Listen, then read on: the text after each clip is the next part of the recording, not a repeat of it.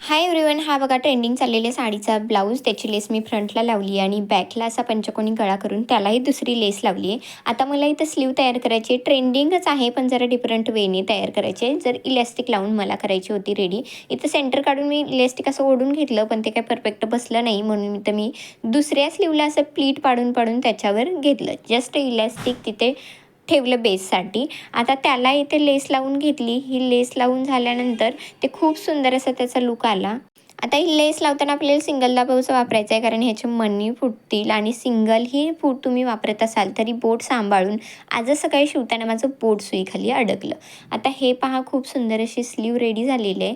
तर ह्यालाही दुसऱ्याही स्लीवला अशा प्लीट पाडून घ्यायच्या. वरच्या बाजूने ह्याला प्लीट पाडून घेतलेत मी. दोन्हीही आपण स्लीव शिवतो, ती दुसरी ट्रेंडिंगवाली आणि ही एकाच प्रकारे त्याचं कटिंग करायचं आहे. फक्त ह्याला मध्ये असं इलॅस्ट लावून चून घ्यायची आहे. बाकी स्लीव ते जॉईन करून घेतली आणि असा आहे त्याचा फायनल लुक.